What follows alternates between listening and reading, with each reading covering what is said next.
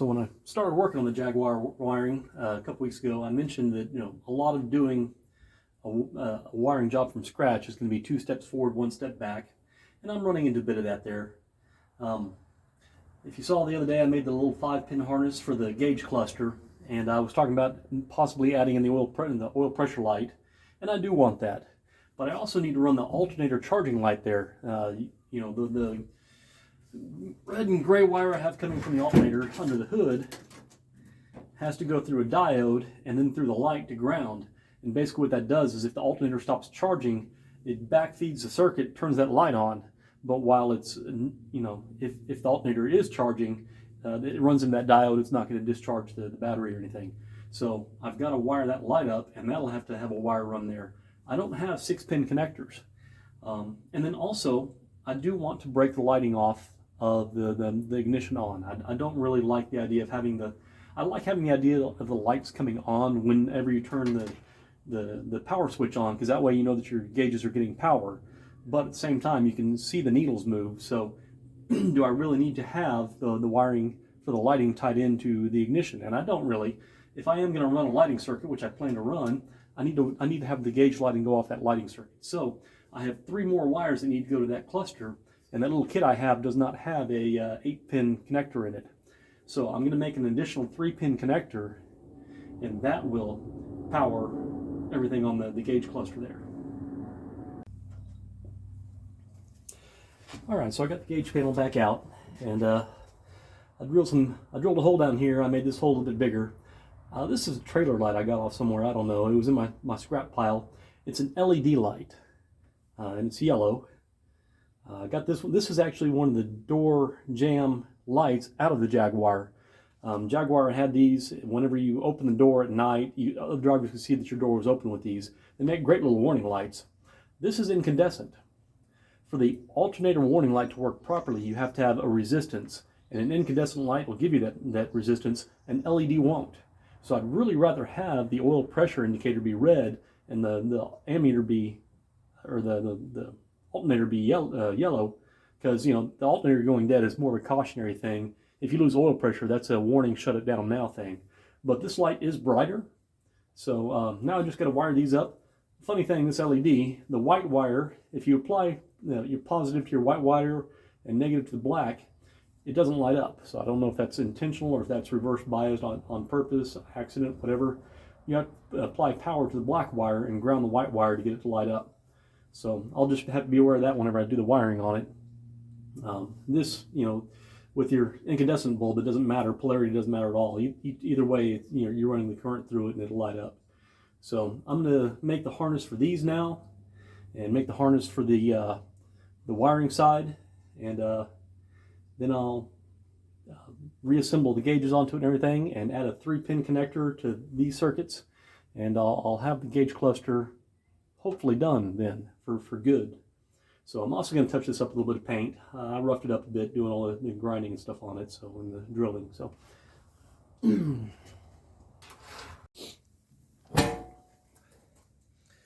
all right, so I got my 3-pin connector going together. I got my 2 wires wired up. I'm not real happy that I'm not going to be able to pull this harness.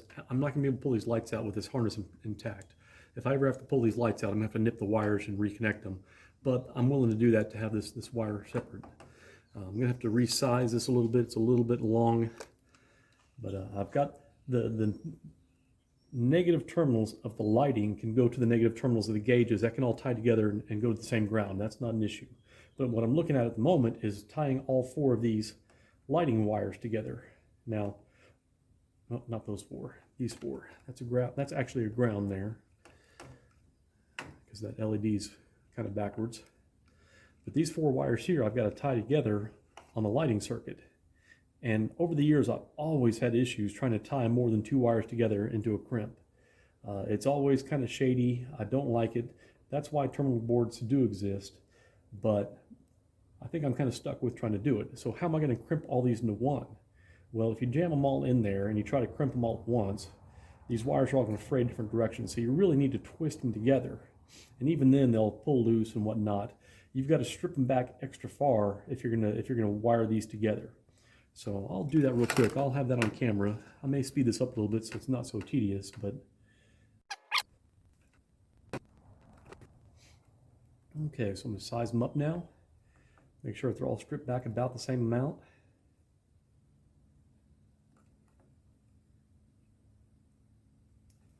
They look pretty close. I'm try to hold them all together at once. And I'm going to twist. All these wires are straight, untwisted, before I started this. And there we go. I've got one pigtail to go to with my crimp connector. And then I'll crimp it on the other end to this. So I'm going to do this side first, just because if it doesn't take, I won't have to redo that other crimp.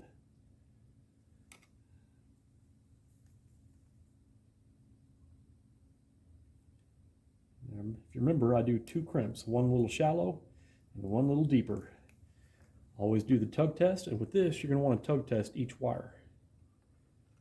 They all tug tested well. I'm going to run this wire to it. And this is going to be the shortest wire, so I'm going to resize these other two wires to this length. I'm just basically going to have to nip off these two connectors already crimped on and redo it. One crimp, two crimp. Tug test. All right, so there's my 3-plug harness to go along with the 5-plug harness that already exists on here. And these will go into the ground circuit with all this other stuff. And I'll plug it all in and make sure that the gauges still work. All right, so I got the gauge cluster together again.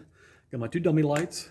I've got 2 pigtails, and if you notice, one is noticeably longer than the other, and that does not bother me. I don't mind having this pigtail being longer because then it's easier to not get them mixed up whenever I go to unplug and replug.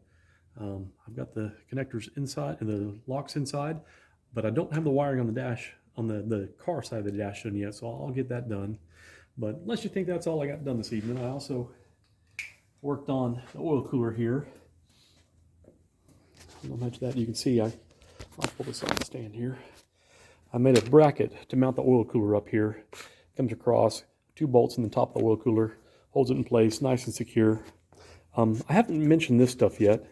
Pat, my race team captain, who has the Hatsune Miku BMW, recommended putting this stuff in front of the radiator to protect it.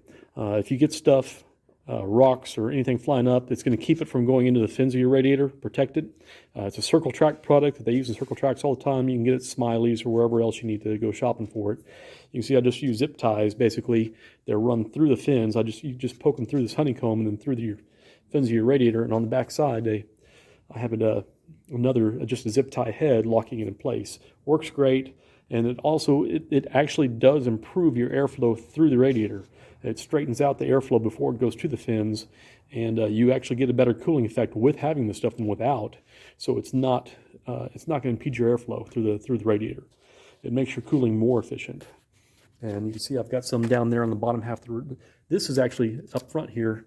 Is the transmission cooler. It's the old air conditioner compressor or air conditioner condenser converted to a transmission cooler. I've got the oil cooler there. I've got the radiator there. Now, about oil coolers, there are a lot of guys who, on race cars or performance vehicles, if their vehicle had an oil cooler from the factory, they want to strip it out and throw it away. Well, that's just another place that I can get a leak. If you heard me tell the story of the Jaggernaut in one of the previous videos, when we raced this at Omaha, we had problems with the radiator. It was clogged full of pecan shells, and the head on the original XK motor was blown, and so it was drinking all the water we put into it. And the last stint, I put Jim in the car, and I said, "Hey, Jim, drive it till it blows up, or we can drive it on the trailer." He got out there, and 3 laps into his stint, the temperature gauge was pegged at 180 degrees Celsius. And he did 13 laps before the race ended, and we drove the car on the trailer. And it's because of the oil cooler. Oil coolers work. Your motor, if you have a cooling system failure on track and you're trying to get the car back in, an oil cooler will keep you from burning up your rings. So I love having an oil cooler. I'm keeping the oil cooler on this car, and I recommend you do too on your race cars. So anyways, the engine still has to come back out. I haven't done that yet. And we'll see how far I get on that this week. The weather's supposed to be beautiful this week. It's February, and it's 65 degrees here in Oklahoma. So in the evenings, I'll be getting out here and trying to get some more done.